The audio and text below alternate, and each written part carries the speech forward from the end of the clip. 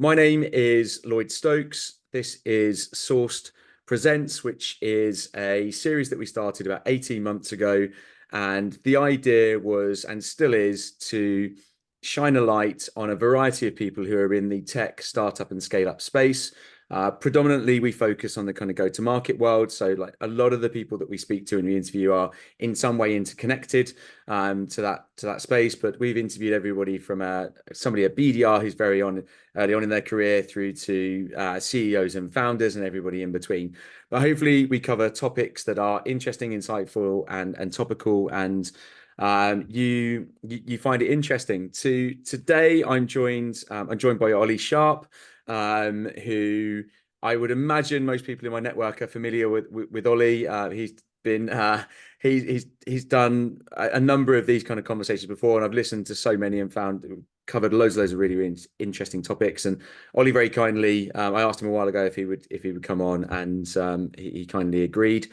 And I guess we've known each other for 2 or 3 years, although we were talking just before this at the fact that early on in his career, he spent 10 years working for what was a direct competitor of mine, actually, when I was working for Certus in B2B sales recruitment. But that will be less relevant to this audience. The topic of today is, I guess, to two different audiences, really.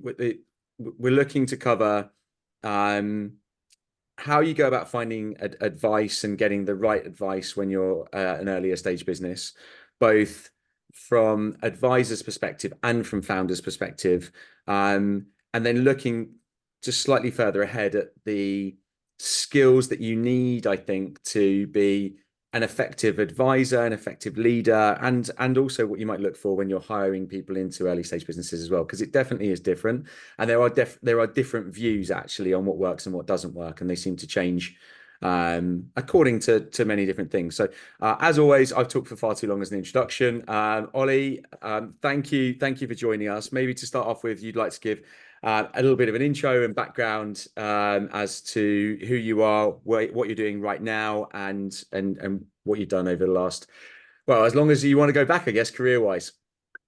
I'm one of those old people that there's a long thing to say, but I won't bore you with it. Good morning. Thank you, Lloyd. Thank you. So, as I said, my name's Ollie Sharpe. I'm currently after all we should think about this, chief commercial officer, CCO at a company called Lative. We are RevOps software, basically. We help companies do planning and track efficiency and productivity, and still to the RevOps space. Prior to that, I also advise a number of companies. So I'm an advisor to companies like Trumpet, Glyphic, One Up Sales. And also I've done quite a bit of consulting with startups in between jobs where I've gone in and helped them normally build narratives and positioning. Prior to which I built SalesLoft in EMEA. I was the first person on the ground at SalesLoft and worked there for, I think it's 3.5 years, took them from 0 to 25 million ARR, 120 people. Prior to which I spent 10 years at LinkedIn, and I learned a lot there. That was some really good times, but everybody thinks, oh, big company. When I started, there was actually 14 people outside the US working for LinkedIn, and I think there was something like 50 million members, and now there's like trillions or something. So that was very early days at LinkedIn. We're ringing people and people didn't know what it was. People weren't on LinkedIn. So that's where I found my love of startups. Prior to which, as we said, 10 years in recruitment. Specifically software sales recruitment. That was good learnings, and I enjoyed my time there. Prior to which, I did 2 years door-to-door sales, which was a real learning for me. And I probably wouldn't still be there, but I would have probably stayed longer. But I hurdled someone's front wall and broke my ankle and tore everything in my ankle, so I had to give up my door-to-door career and had to fall back on going into recruitment and then SaaS. So yeah, that's my history. that point on, so I didn't know the point on door-to-door sales, and actually I'm just going to dive into that really quickly because I've interviewed loads of people over the years who've actually started their career in door-to-door sales, and it might have been that they were doing it while studying, part-time, full-time. They've done charity sales as well, just in the town high street. There's a guy who I worked with as a candidate a few years ago, David Bentham, who was at Cognizant, yeah. And I remember him talking about, so he'd been in Australia for a couple of years doing door-to-door sales, and then running teams of people doing door-to-door sales in Australia. And that's bloody hard, right? It is, and now try hurdling someone's front wall as well. I mean, that's I think Why a were you different thing, but no, hurting from to get away? it was hard. I should think in Australia it was the same company. It was a group umbrella company called Cobra, and very much Yeah. pyramid selling, if you like, but a very good company to work for. But I learned so much. I mean, just having the mentality of every no is closer to a yes. So you Yeah. get given 100 doors and you're knocking on doors. And when your first 30 people say, I mean, they say stronger things than just no, obviously, a lot of the Mm. time, that you probably wouldn't want to repeat on a podcast. But the that mentality of just going, well, I'm strong, I'm closer to a yes, because you know it's a 1 in 10 chance and stuff. Having that, and also the 5 reasons why people buy, that you go knocking on doors and you're saying, just like so so down the road, and you I've only got 3 left, and all of those kind of stuff. You learn so much mentality and sales, Yeah. and you take it into. I mean, when I went into LinkedIn, they spoke to me about a new business role and account management role. I went, no, don't give me account management. That's not me. Just give me a yellow pages and a phone, and I'll smash the shit out of it. Basically, that was my Yeah. mentality, and Yeah. it taught me all of that. And do you think that, so then when go forward to Sales Loft, first person on the ground in Sales Loft, and obviously hired and built a huge, a big high performing team there. But early on, were you still directly involved in customer conversations and selling? Because I see that hire and it's a really difficult hire to get that first person in. I mean, Um, I would say yes, I was involved in customer conversations. Was I doing the work? No, I was hiring. So my yeah, first thing was we moved Chantal over, who's brilliant, over from the US, who was already at Sales Loft. And my first thing was to hire 6 people. So, right. and I was hiring SDRs, AEs.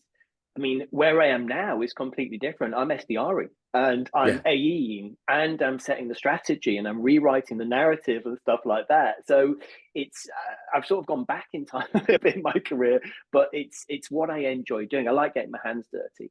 And yeah, even at LinkedIn, I was there 10 years, but I tended to change role every 2 years into something new, building a new team and stuff. So it's that bit that I like of building stuff, and that's why I've enjoyed the consulting and advising roles as well. With those, you don't get your hands as dirty, but when I've been going for jobs, it doesn't put me off to actually get my hands dirty. I enjoy sales. I'm a sales nerd and I enjoy sales. So to do that, I wouldn't want to stay being an AE closer and an SDR for the rest of my yeah, life, yeah, but yeah. to do it as part of the job because you're doing so many things, it's fine. And you learn more There's, by doing it. yeah, I completely agree. And yet I do speak to, we're working on a role right now actually, which is a US business launching in the UK, and um, revenue leaders fall into two distinct categories. Some are like I'm not, that's not what I do. I don't get my hands dirty. I'll just come in and I'll build. I Mm. need, and I get that. Yeah, they've maybe had that background of doing it, but the ones that I'm more interested in speaking to, who are, our clients saying, I need somebody who's done that journey of 0 to 5, Yep. in terms of ARR, and I want somebody who's from the day dot, hands dirty in the trenches. Yeah, they will hire, but they need to be with the Yeah, sales team. I'm with you. I think that, I mean, from my recruitment days and having conversations with lots of people in the industry still, I think the Yeah, biggest concern with that is it ever going to happen? Because I mean, you can't yeah, write a contract saying, and in 6 months you'll be able to hire. But what I hear so many horror stories. Yes, they hired me and said that I would build a team within 6 months, 12 months, and 2 years it doesn't later, I'm happen. still the only AE, so I'm moving. So Yeah, I think that's the problem. But here it's a little different because I own a bigger portion of the company. I'm chief commercial officer, so it's slightly yeah. different. Would I have gone to Sales Loft if they said you were selling for the first 6 months? I don't know if I would because I'm not sure I had that trust. But to go in and build straight away, so it depends on the role, I think. Yeah, no, I agree with that, and I do. I think there's a I've definitely seen in the last 2 years specifically people coming to me saying, look, I probably took a bit of a risk in taking that role, and it's come back to bite me on the bum, and Mhm. I've probably sacrificed a bit too much. And what I'm concerned about now is if I do that again, for another 18 months, 2 years, then I've suddenly spent 4 years doing, 100%. and where did, how do I get back on track? It's bloody hard, right? Yep. Um, Yep. the advisory, so moving on to kind of the advisory stuff, and this is something that I've spoken to a lot of people who do advisory work, and one of the big challenges that they have is the line between advising and executing, and I guess the frustration sometimes in that you can see what you can advise on what needs to be done, and you know that you're more than capable of being able to deliver that, but at some point you have to know where that line is. Do you find that's something, getting that balance right is hard? I think it's a conversation that needs to happen up front. And Yeah. I think that because it's this, I mean, I even started by being a board advisor to Lative, where I am now and stuff. And I think that it's always good to have that conversation up front as to what is it you're actually looking for? What do you need? Because I think some founders they expect that you can take this experienced CRO and it's like going to have a CRO. No, you're not. It's an advisor, and that's what they are. Yeah. And I think there's also consulting or advising, which you tend to go for. But it's I think having that conversation up front, because it's if I take on an advisor role, I want to understand how hands on they need me. And it's Yeah. not bad to say we want you hands on. It's just let's set expectations right at the start. I've had advisor roles where it's more about a quick call to say, how do I set commissions and stuff like this? Or Right. have you got a connection in this company, which is different. Then I've got other ones that is I sit on the board, and when we have a Yeah. board meeting, I do that. But then there's other ones where I have a weekly call. I do a pipeline call with them. I watch Okay. their meetings and I give them feedback. I give them coaching, and that is so much more hands on. But normally Mm. that happens for the first 2 to 3 months, and then it sort of dies down a little bit. Then you're keeping more of a track. So I think there is, depending on the company, and all companies, it's got to depend on stage. It's got to depend on what gaps they have as to what you can Yeah. deliver. They're all different. And I know my, let's say 4 advisory roles, each one of those is different of what my role is within them, my time spent, and all of those. I very rarely agree to something that is, okay, you get 2 hours a week and you get this, this, and this. I'm just like, look, if I let you down, just cancel the contract.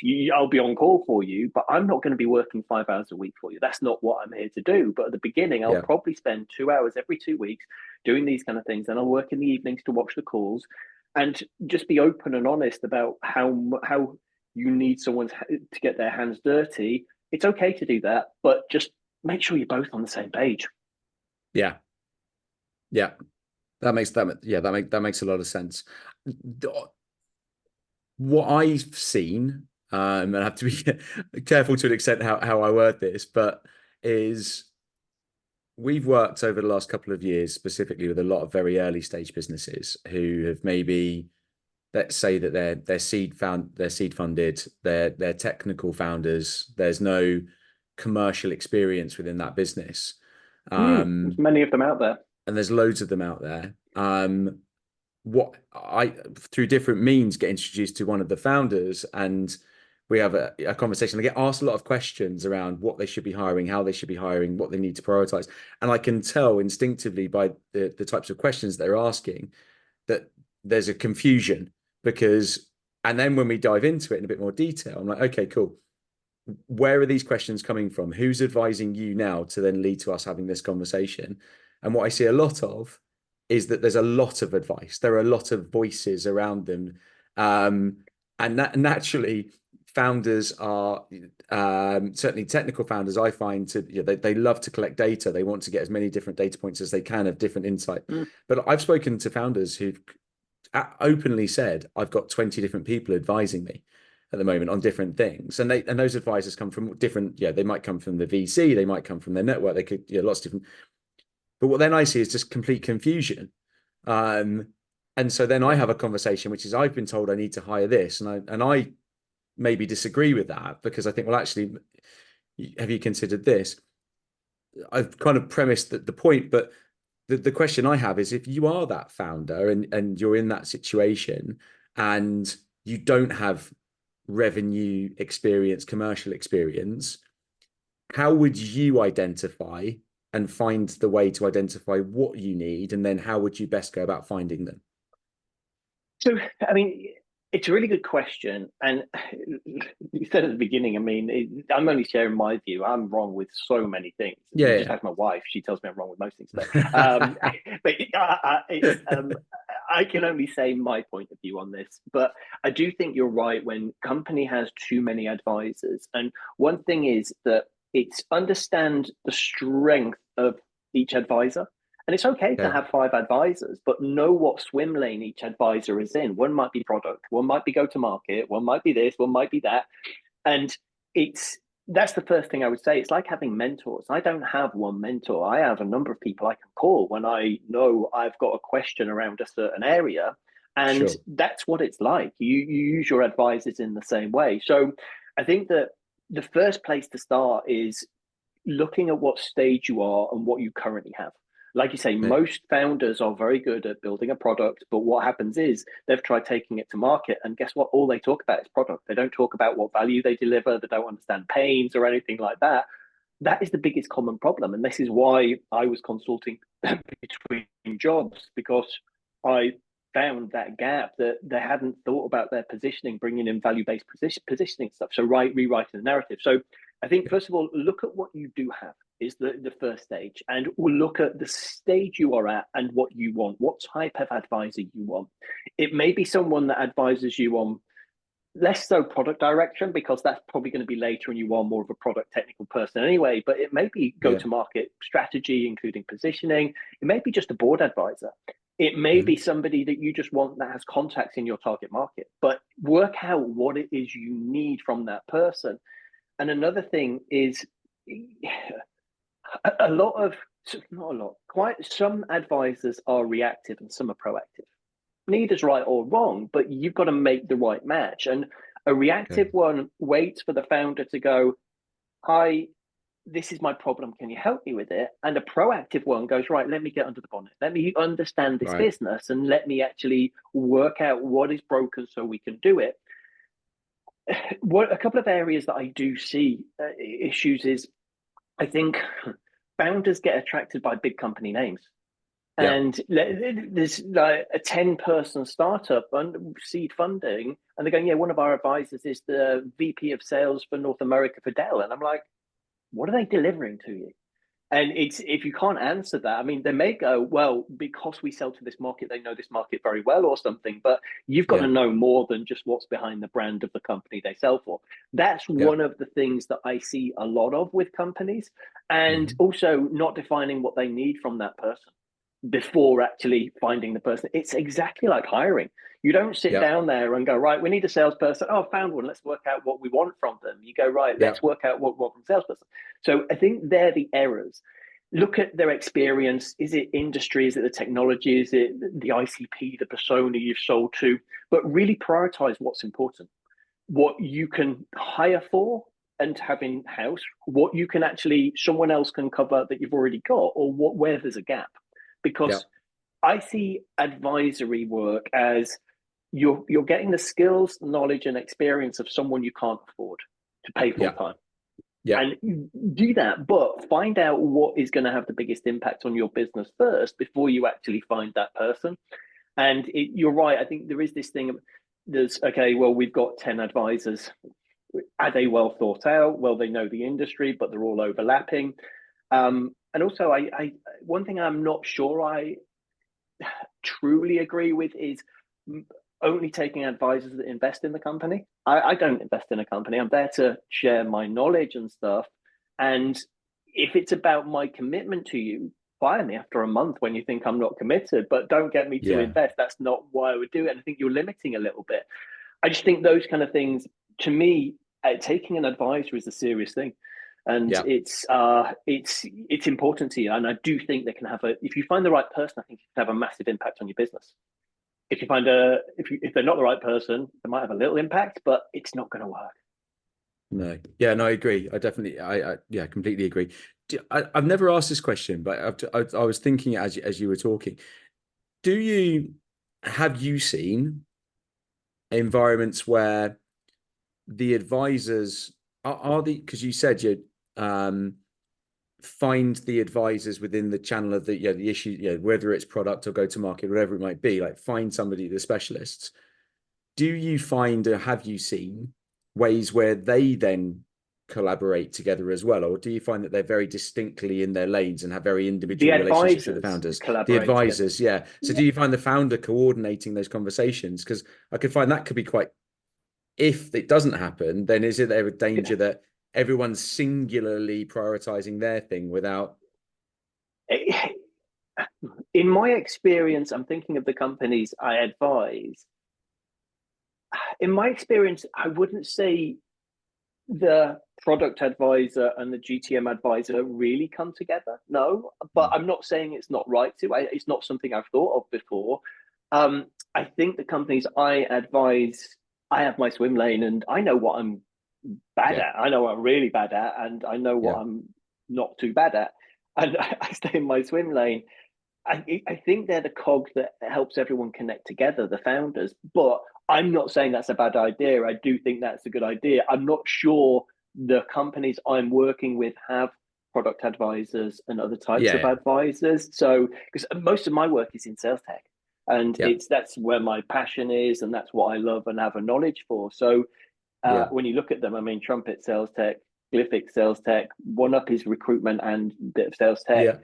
And I'm in sales tech. So that's where my knowledge is. But I don't think it's a bad idea to do. I've not really thought about it. Yeah, makes sense. On the other side of the coin, if you look at the advisory roles that you've taken and the experience of making that, I guess 2 points. At what point did you think, well, was there a moment when you thought, I've got enough experience now, I can dedicate some of this. I feel like I'm well equipped to be able to do that. 2 years after I'd taken an advisor role, I thought I realized I might be able to do it. And what are the challenges? What are the pitfalls? What are the things that you think you need to be really aware of at the very beginning? Yeah, I think for me at the beginning, I've got to be honest, SalesLoft helped me massively. I mean, LinkedIn's not a bad logo to have on your CV, but SalesLoft, I was out in the community the whole time, and it had a big impact on my career and my brand. So I was really lucky with that, and and I appreciate that was really good for me. So when I left there, I had companies approach me saying, "We want you to be an advisor," and I was like, "What me?" And that was honestly my first thought about it. And I thought, shit, I better pretend I know what I'm doing. And then after a bit, I realized I sort of could add some value here. And I started learning as I went. And what also made a big difference was when I was between roles doing consulting, because I was sort of selling my services, if you like, and I had to know what my product was. And it was me in four or five areas of what I do. And that helped me understand why I can advise on go-to-market, positioning, sales process, sales methodology, culture, all those kind of things. So I built my list, and then it helped me realize where my abilities were. And that helped me massively. So then I started believing that I could do it. And then I got more and more companies approach me. And I've always said I wouldn't take more than 3 advisory roles. I don't think you can commit to more than 3. Until I retire, then I want to take more and stuff. But that would be the first thing. So I think it's about, first of all, knowing what you bring to the table. What are your skills? And don't try to do something that's not in your skill set. If someone came to me going, we want advice. I mean, sales tech, it's different because I use sales tech every day, so I might be able to help on that. But if an FP&A tool or a ERP tool came to me and said, we want some advice on products and stuff, I'd be like, wrong person, definitely wrong person. So don't take anything outside your skill set. Make sure you get on with the founders. It is like a job. I mean, there will be frustrations. It is sales talking to product technical people. We know we're going to be frustrated. They're going to be frustrated with me. I'm going to be frustrated with them. It's like a relationship. Not every day the sun's going to be shining. So you've got to make sure that you can work with them. And I think that's really important. I've met some founders before that more in the consulting, that then they've asked me to do advisory work, and I've gone, no, it's not right for me. And I may not have been honest and said, I don't think I can go with you, but it has been more a case of, I'm not sure I could work with that person. So that's really important, making sure you can get on and make sure you sit down and understand their expectations. what they need, what their expectations around time investment, what results they're expecting, and all of these kind of things. Because again, it's like going into a job and they go, "Yeah, you've got a 50 million target. Like, that's unrealistic. It's not going to happen. So why take it?" So just treat it like a proper role, and it's know your skills, know your weaknesses, make sure you're leveled off with the founders, that you expectations are set both sides, you understand both of what you're going to deliver and stuff like that, and treat it like a proper role. Much the same as making a full-time move, but just yeah, yeah. Yeah, it is Okay. a commitment. So, I mean, when you think about it, most of the time advisory, I mean, it depends on how you take advisory, whether it is a salaried, whether it's equity, whether it's both, all those kind of things. But you're not going to do advisory for 100% salary. It's going to be equity. And Hmm. if you're not going to make the most out of the equity with it by just staying there 3 months. It doesn't work like that. It's a long Yeah. term commitment that you're going for here. So you've got to take it seriously. It's actually, if you go to a company and you join a company as a role, there's probably less at stake. I mean, there is your job, but there's less at Hmm. stake, less to lose, more to gain by staying when it's an advisory role, because hopefully you've chosen the right company with a big growth in the future. But you've got to be there for long enough.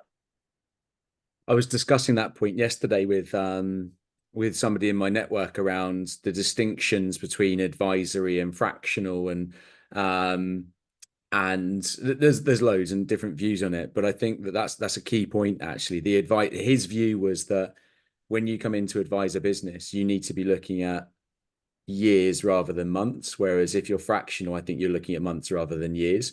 100%. And fractional is execution. That's the plan, that's the goal, that's what we're going to get to within that time period. And then once we are, then I'm probably not the person that you need anymore. Whereas that advisor, and that ties into what you've just said, is that maybe people do maybe have done in the past thought that advisory role is short term rather than, as you say, looking at it and going, well, actually, which ties into getting on with the founders, getting on with the people, really making sure that you believe in the product, etc. as well, right? So Yeah, I mean, it's also like I said earlier, I started as an advisor to Lative, and now I work there and I realized I could definitely work with Bernard, the founder, and I maybe when I started advising, they weren't at the stage that they could take me on, but then after a year and a half, they were. So I think that's also another way of thinking about it. I'm not saying do it to test out a job, but I mean, there's opportunities that can get created through you doing that. Who knows? After later, if I might join one of the other companies I advise. But I think it's a good way of thinking about it, because you can't, less chance of you making that error of joining a company completely. where your values aren't aligned. Yeah. Yeah, completely. Moving on to the once you are in that advisory role and you look at hiring, I always like to try and have a slight hiring spin on these conversations because for obvious reasons. What are some of the mistakes that you see founders make when they make early stage hires, uh, and that you see consistently that are maybe easy to rectify, but specifically, I guess, let's look at the revenue function. I think it's like, I mean, it's very much like how they find founders and stuff. It's understanding what you want. I think that most founders don't understand enough about the sales world, about how, it's a sweeping statement. The, Yeah, no. maybe I shouldn't have said that. Can we No, rewind? no, no, I, I know, lot, yeah, yeah. Lots of founders maybe. I mean, their strength is in product and technology, and to then understand sales. I mean, I did 10 years in sales recruitment, and then I've done many years in leadership of hiring Yeah, sales teams. So I have what I believe are okay skills in hiring, about working out what skills are transferable, what background is transferable. I mean, it's not just taking someone from a competitor, because it's okay. If someone has sold exactly the same as what we sell, what is it about them that makes them relevant? Let's take away the actual product. I mean, is it the fact that they've had to find a pain? Is it the fact that it's not just going in with one product and matching it to one need? It's about finding a pain that then you shape your product around. So it's understanding sales enough to be able to say, okay, this is the type of person we want. And that could be, I find that tech salespeople versus biz app salespeople are different skill sets. And yeah, I believe, I mean, some are transferable, but it's easy to say it in that way. yeah, A brand new category where you have to educate is a completely different sell to selling IBM. So Yeah. there's so many different things. And I think that, again, they may get, okay, he's worked at IBM, or he's worked at this, or she has worked at this company. It's not about that. It's what skills are transferable. What is it? I think it's about stripping it all back. Okay, well, what is it about the way that we sell that we need skills for? Well, we need Yeah. skills that it's all about the qualification, because we need to find a pain to find to put the right solution, which isn't just a box product. It's understanding all that, and I think that that's where an advisor can come in to say, right, well, I think, and getting it, I get involved in interviews for the companies I advise, because I think Mhm. that's where I can add some value, and it's at late stages, and I'll have a conversation with them. So I think that's one thing I would say. Um, I've always thought, whenever I've built a team, I've always seen it as a team. You don't have Yeah. 11 goalies on a pitch. You have, everyone has different skills. And when I look at whether it's the first hire or whatever, I mean, I would not, if I was looking for my first leader, I wouldn't take someone that strength was culture and looking after mental well-being and stuff like that, even though that's what I hold in high regards, because I can cover that. I want someone that covers my inadequacies. I want someone that Sure. sort of fills in the gaps that I can't do. And I think that that's how you should build a team. So if you've already got 3 reps and you're taking a fourth, and you've got 2 people that you can't decide between, work out which one is bringing something new to the team. Don't think, okay, well, he is like her, so must be a good team fit. Think that Interesting. Okay. she isn't like him, so let's think about that person. Because Because of the when team you balance. team balance, and that comes down to culture and skills. Because Yeah. if I have a team and I have someone, if I don't have someone that's good at developing presentations, I don't have someone that's good at using Excel or whatever it is, and that is the differentiator of a person, or they are bring more diversity to the team in any way, whether they're married, neurodiverse, whatever it is. Yeah. If Yeah. there's Yeah. more Yeah. diversity in the team, you're later not bringing in outsiders, you're filling in the gaps within the team. So skills Yeah. and culture, I always think about, what are we missing? What does this person bring that we don't currently have? And I have not taken people into the businesses because they're too similar to the people I already have. And that's a mistake I made when I was at LinkedIn.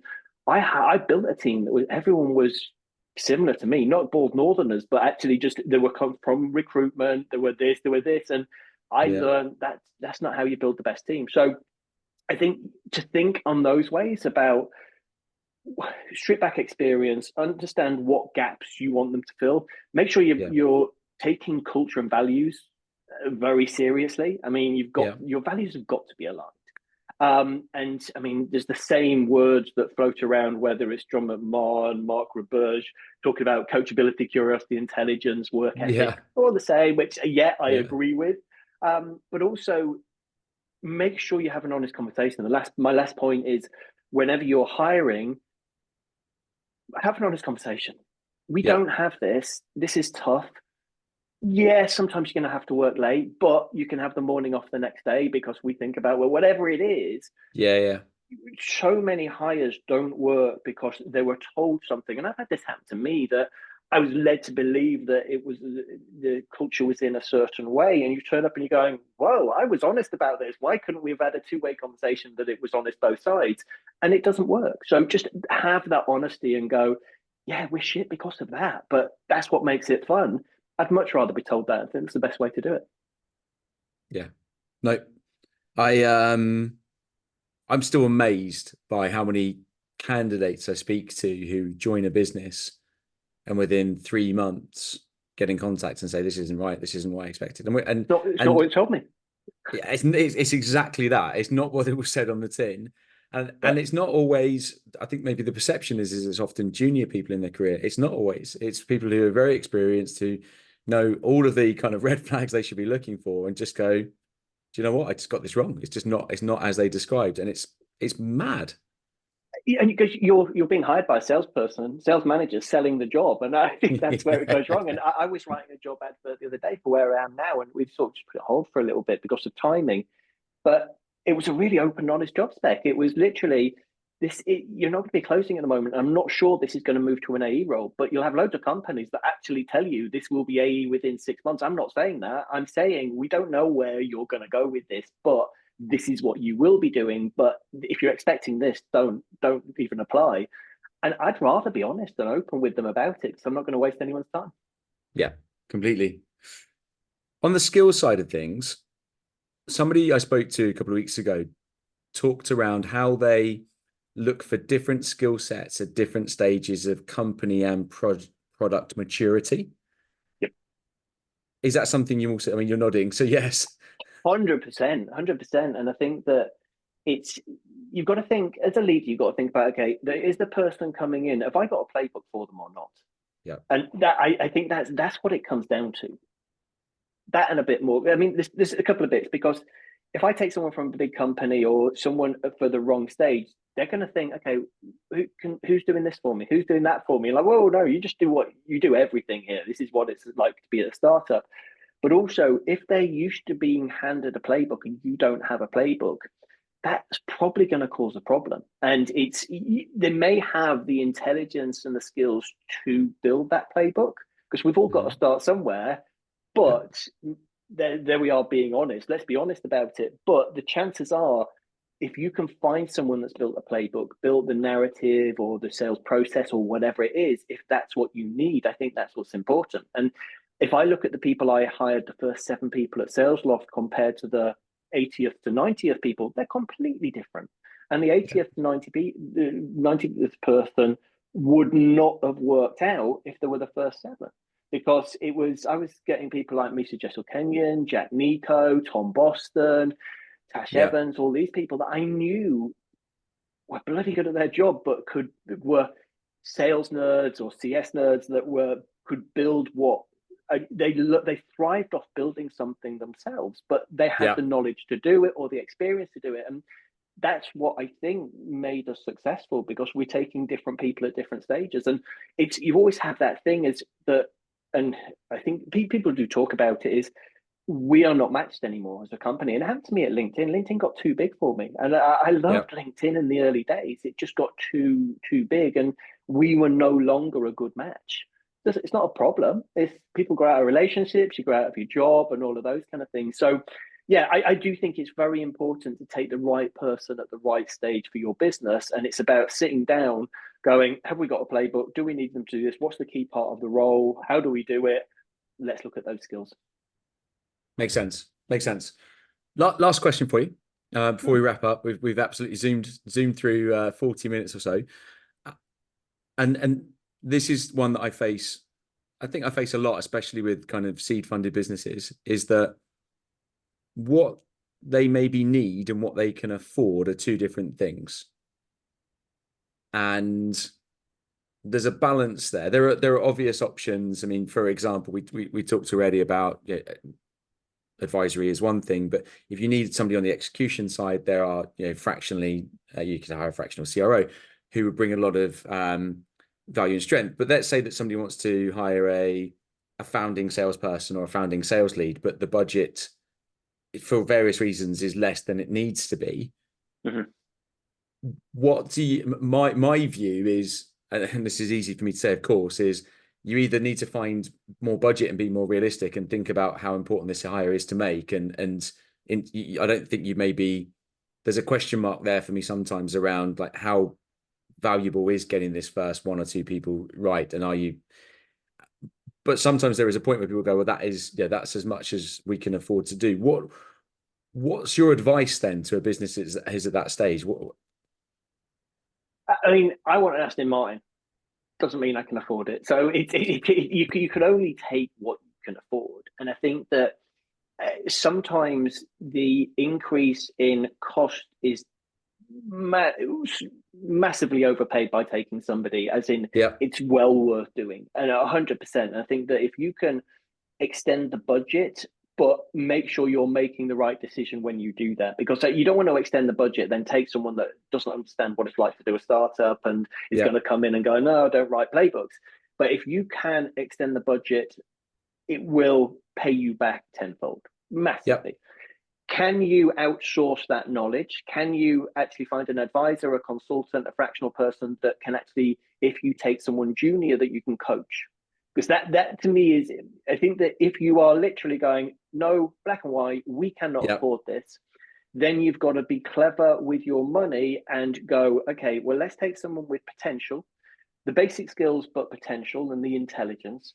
And then, when I say intelligence, that does not mean a degree, but the intelligence. And then let's find someone that we can give equity to or whatever Yeah. that can coach that person. And I Yeah. think that that's often a good thing. When I say someone with the potential, yes, sales, loads of people with potential, but it's often needle in a haystack because everyone says, yeah, I've got potential. And it's hard. Yeah. How do you test the potential? I mean, Yeah. I have no idea. I'm still trying to work out how I can do that, how I can interview for potential. But if you can do that and find the right person, I mean, I look back at people like Jack Nico when I hired him compared to where he is now. And he's the kind of person that I go, right, I would hire someone like Jack Nico that you can bring in, or Jack Fox. I mean, Jack Fox is an amazing salesperson like Misha. You bring those people in and they will develop, but I only know that how bloody good they are because they've worked for me. And when I interviewed them, did I realize how good they were? Probably not. So that's what I would say. Find potential, but you need someone. If I was speaking to one of the companies I advised the other day, the higher up I believe that more, the better the salesperson you take on, the higher the demands of coaching and leadership you probably have. They expect more. A Yeah. good person Yeah. expects more around them because they can go find a job anywhere. So if they're going, I'm not getting coached, I'm not getting supported, I've not got what I need here, they can go somewhere else quickly. So you've got to realize if you take someone good, you've got to have good around them. And I think that's important. That could be an external person, a coach, but you've just got to make sure you're covering that.